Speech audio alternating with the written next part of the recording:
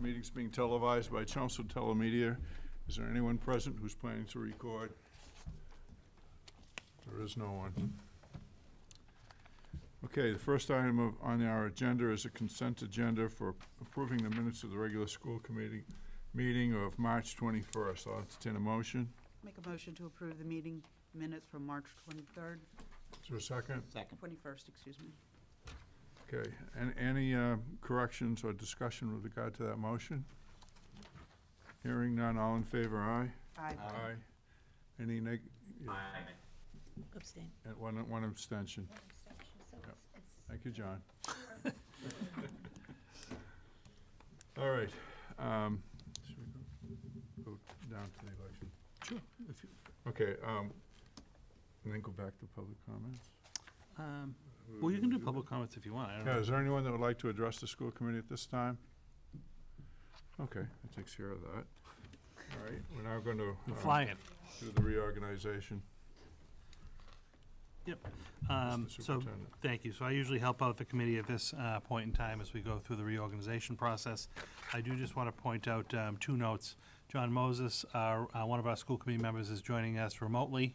So he's on a conference call, I don't even know what you call it, but he's zooming into the other meeting remotely. So he is here in the meeting, and the minutes will reflect that he is remotely participating. And then just like to welcome Donna Newcomb to the school committee. So this is Donna's first meeting with us. As you know, there are three positions among the school committee, so we need to move to elect a chair. The process typically is any committee member can make a nomination for a chair. We'll have as many nominations as need be. We'll then do a roll call vote and appoint a chair, at which point I'll turn the meeting back over to whoever the newly elected chair is, and then we'll go through the same process for the vice chair and for the secretary. Can we do a slate? Can you do a what? A slate. Can we nominate a slate and name the chair, vice chair, and secretary in one vote?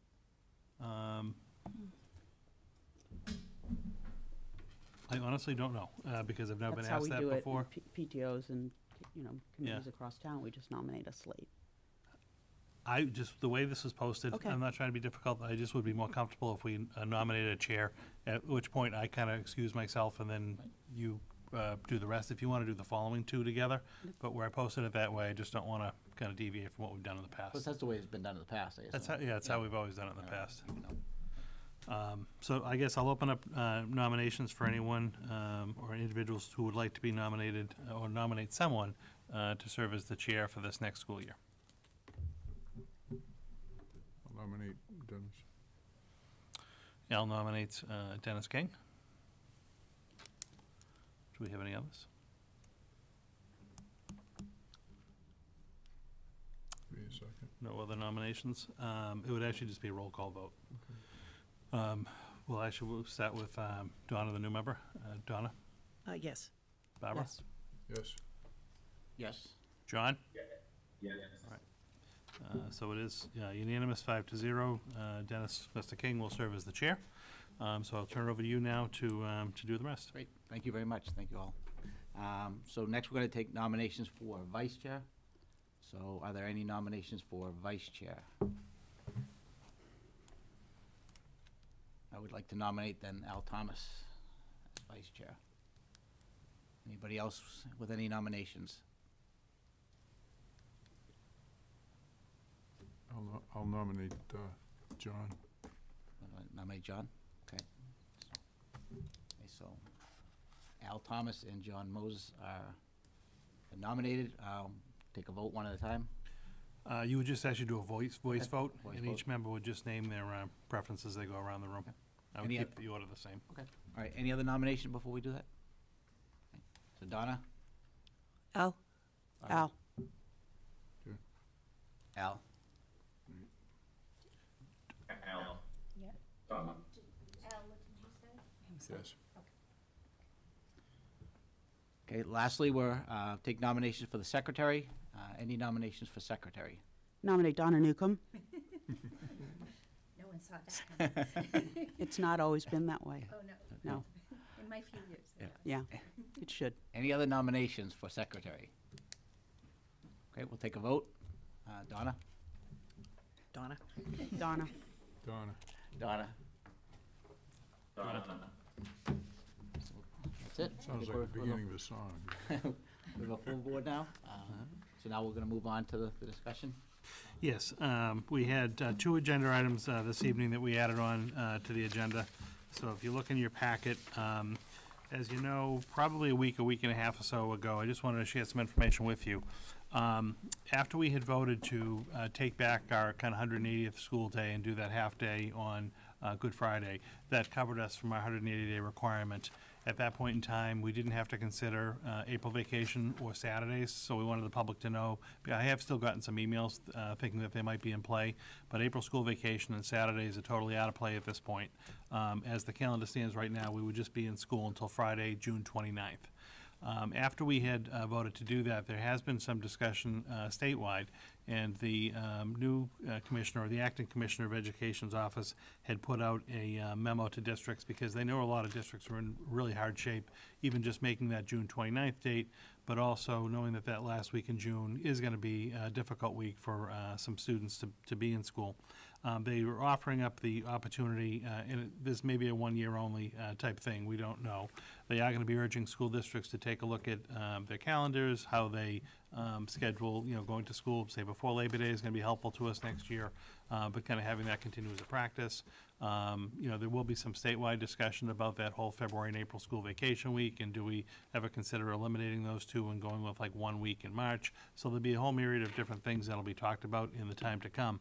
But one of the things that the DOE did indicate that they would do is entertain waiver requests from districts if they wanted to entertain kind of chopping off some of the last week in June and basically reapportioning that time during the remainder of the school year. So when we look at the last week in June, we're out Friday the 29th. The only thing that would really make sense to us, there are some districts that were in a position, like I think Barica was one we mentioned, that are currently getting out, I think, Tuesday the 26th. So they really had 2 days to try to make back up. And for them, it tried to make sense to add some time, a couple days a week, or however it ended up being, to basically buy back those 2 days. For us, if we're going to consider this and go into that last week in June, we'd really need to make up the 5 days. It wouldn't make sense to do all these schedule alterations to just buy back 1 or 2 days if we're getting out on Friday.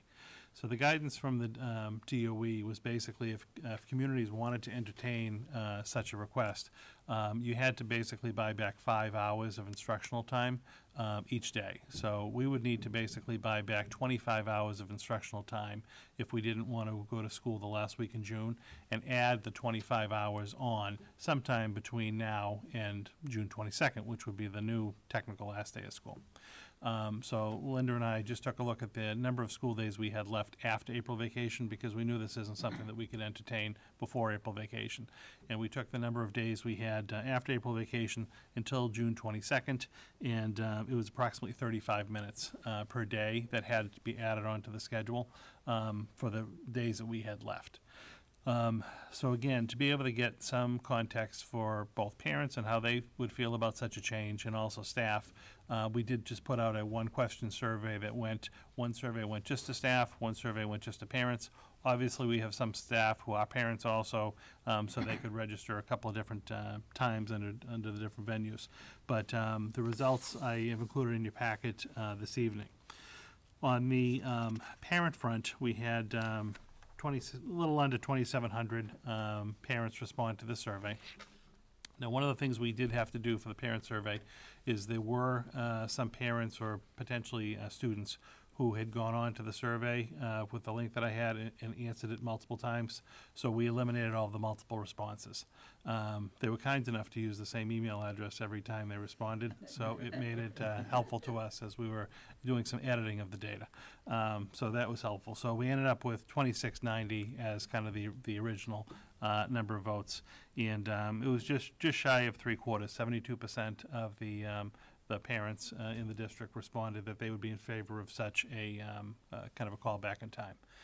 I have received emails from parents who are in favor of this, and also emails from parents who are not in favor of this, but we wanted to get some kind of quantitative data to be able to look at.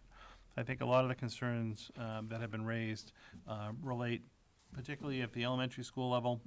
The concern is that a lot of students, in particular some of our special needs students or some of our students who require some extra services, it's already tough enough getting through a full school day, so now you're compounding that and adding a half an hour, and how will that kind of play out, and how will that be handled? A lot of them also didn't know how it would affect, say, after-school activities or sports and clubs that the kids might participate in. So those are some general concerns that were expressed. I think the counter to that, people who were in favor of it saw that adding some additional instructional time now, it would be more beneficial than doing it the last week in June. Figuring the last week of June, it's going to be hot in the schools. You know, how much learning is really going to be taking place, and if you could front load that now and get out June 22nd, where you're going to have a better educational experience. And I think that's the frame we'd be looking at it under, is would the product, you know, really and the experience be better now as opposed to the last week in June. But it's about 3/4 of the parents did support such an initiative. At the staff level, it was even a little bit more overwhelming response. So just shy of 92% or 91% of the staff supported that. And again, I think anecdotally, the staff that I've talked to, have started to think about if they had an extra 30 or 35 minutes a day of instructional time, could they do some kind of more of a project-based type initiative or action with the kids now, again, to be a little bit more beneficial than that last week in June. But we had just about 650 staff members. This is all staff, so this is teachers, administrators, paras, anyone in the district staff-wise was able to take this. And again, the vast majority of staff were supportive of this. The few staff that I have talked to that had concerns, it was more about, if I had a scheduled appointment already, or, I had a daycare responsibility, 1 day a week or however it was. But there weren't too many, to be honest with you. Most of the staff that we talked to were in favor of it. So where it stands now, I wanted to give you those two surveys. Have a discussion tonight with you to just kind of convey that information, get a general feel from you about how you feel about it. If there's any questions that are lingering you'd like answered, have a little bit of a discussion. We did apply to the DOE for the waiver to see if they would even grant it, because I did indicate if the DOE were ever to come back and say, no, we won't allow this, then it's kind of a moot point. We wouldn't be able to entertain it. I did put a call into the DOE this afternoon because I hadn't heard back yet, and they said it is under review and we will hear back within the next day or two. And not specific about whether it would be approved or not, but they did indicate they've only had about 6 or 8 requests from districts. Ironically, some were from the Merrimack Valley. Just I think it was the electrical outages, the power outages that really kind of killed us. But they had some from the Merrimack Valley, and she indicated that they did look favorably on the other districts' responses. So although she couldn't give me a definitive, she said they have been approving them for other districts. So it's certainly possible. It's not outside the realm of possibilities. So wanted to convey this information to you. If it was something we were going to consider, communication would obviously be essential, getting that out to schools. We'd have some work to do with our unions to reach an agreement about exactly what would be entailed. I did have an offline conversation with some union members last week about it, and I think because the staff so overwhelmingly were supportive of it, I think that could all be overcome, any kind of issues. But, we just need to put some general agreements in place that recognize that, the length of our days now would be a little bit longer than at the end of June. So if someone technically is taking a personal day or a sick day, it's going to count for a little bit more. It'll all just be calculated based on how many minutes we're actually in a day to be able to account for those last 5 days. But there's some operational issues that have to be worked through, as well as the schedule. So the elementary, the middle school, and the high school would need to kind of figure out how to put these 35 extra minutes a day into the schedule so that it was fair and equitable for staff, and that really this is instructional time that kids would have to benefit from. But wanted to get you this information, have some dialogue with you, and get a general sense of how you feel about it, any lingering questions or concerns you have, and see if we can address any of them. Anybody questions here? Did DESE give any idea of criteria that they were looking for or would consider in granting a waiver? I mean, time on learning hours that we've already accomplished, would they give us would it be weighted in any way? No, the big criteria that they were looking at is school districts that had to go beyond. They were already scheduled school calendar with all of the cancellation days already built in. So I think even with our, was it 6 or 7 snow days? We had 10. but No, how I know many we did we had 10, budget but for? how many do we go beyond? Oh, it would be 6, yep. Yeah, but we have exceeded that number, because I think if we had even used all of our snow days under the regular schedule, we would have been out that Tuesday of that last week, not the Friday. So because we've gone beyond our last scheduled day is why they'll entertain it. I think most districts exceed the 9 or 990 hours, so that wasn't a huge concern for them. They certainly want to see that you're getting that time back, but I think that's why they're indicating, they're putting a value of 5 hours on a day for instructional time, and they want to see that you're actually going to put the 5 hours into your schedule, so they would have to approve all that. John would like I was to gonna say, speak. Jen. Go ahead, John. Yeah, I just wanted to make a comment on this. A lot of the feedback that I've received from parents, I've received some in support and some not. But I feel like in this case, the minority, it has a significant impact on those particular people. And it's just a really drastic change for a lot of households. A 35-minute difference really does have an effect. So I'm not in support of extending the school day to shorten the last week. That's all. That's my comment. Any other questions? Any thought put in, so if we do get approved this, are there already conversations going on, like at the high school and the middle school, about how to integrate those 35 minutes? Obviously, you're not gonna stick 35 minutes on the last class of the day, every day, or are you gonna change the bell schedule? Right. Those type of things. Well, and I'll let Linda jump in Yeah. a second. The start of the school day is not gonna change. Right. Because like even our tiered system with that transportation has to remain the same. Yeah. So this would be basically adding the time onto the end of the school day, but it's how that time gets utilized that's a little bit different. So at the elementary level, they basically have large instructional blocks that they're with the children, so the blocks would be lengthened. At the middle school and the high school, it's a little bit different because you're seeing kids in periods. Right. I know the middle schools have had a little bit of dialogue about adding so many minutes onto each period, so Yeah. each instructional block is a little bit longer. At the high school, they've done the same, and they have also talked about, because they have that rotating schedule, possibly adding a significant amount of time onto the last block of the day, because then the kids will rotate through all the different classes, so they actually would have, on given days, they'd have that longer class to be able to do more of like a project-based assignment.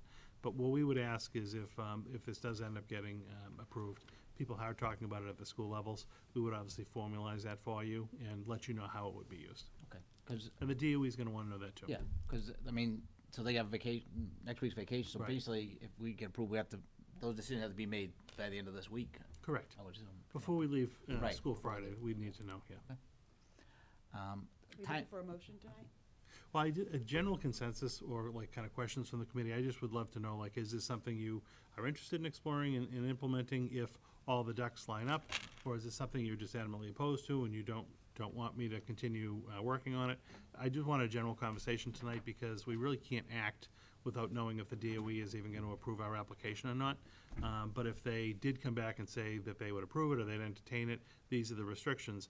I want to quickly be able to communicate that to you and then be able to take an action one way or the other. Can we do a motion contingent on the approval? Yeah, I don't see why you couldn't. And I'm just kind of curious, That way you even don't just. have to scramble No, around. and I appreciate that, but I'm even just kind of curious to hearing like what you think about it or how you feel about it. I think that the parental and staff responses are overwhelming. I don't think that, I get that there are outliers, but I think that, it's pretty overwhelming. I don't think we'd get a response like that on anything. I would tend to agree, The number of people Yeah. who responded and the response in, I think the more people who responded to this than voted in the last election. everything. Yeah, I it's think true. it's pretty good, indicator of people, We should have enthusiastic. elections Donna? online. I noticed that you had talked about operational implications, and certainly the schedule.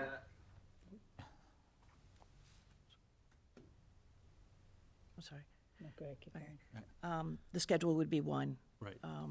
Lunches, I would imagine, preparation periods for teachers and their duties, after-school activities, special education services, and the only other one I thought of was maybe homework. where you're extending the day. Kids are getting home later from their after-school activities, and that just may be something that teachers maybe want to be aware of. I'm sure they will be, but, to think about, as if we go forward with this. I mean, in preparation for this, I mean, they have started the scheduling and having the conversations with their staff, so this is not gonna be sprung on them. Everybody's been going through this, so they're prepared to move forward if Okay. we get the acceptance of the waiver, and how to handle some of these little nuances. Obviously, on the operational side, that would be on our side to figure out, people come in when they're paid, when they're not paid, a half day opposed to a full day off. So they're prepared for it at this point. Okay. I think that if the results had been the opposite, I don't think we'd be having a discussion, right? Right. So, I think the only thing I would be curious to hear from John is what were some of the specific concerns, John? Specific concerns were mostly about scheduling. A lot of people have activities. It's not a lot of time to reconfigure your calendar like that. And I do realize it is a pretty large majority, but even if you do the math on it, it's almost 800 families we're talking about that are going to be pretty indisposed. So, I mean, I've heard all kinds of concerns. I've had emails, I've had text messages. My wife doesn't support this. She communicated that to me as well, even though I initially did. So that's kind of where I ended up. I feel like this is not enough time for people to reconfigure their schedules in order to accommodate that extra 35 minutes. It's actually a lot more time than the 35 minutes. And I know because, I've had my child show up home late. So that's just my feeling on it. So I'm opposed to this generally, despite the fact that it is a majority.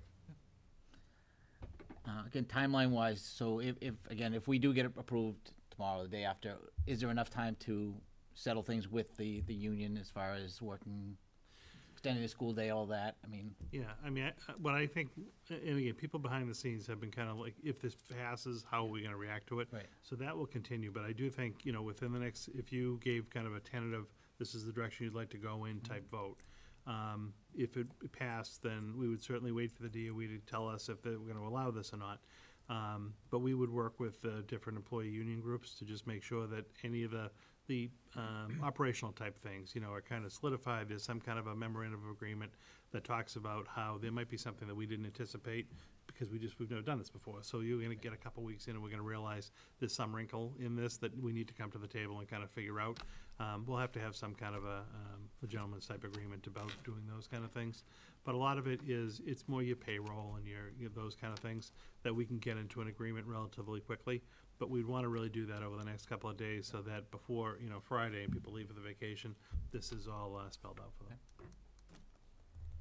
any other questions, comments?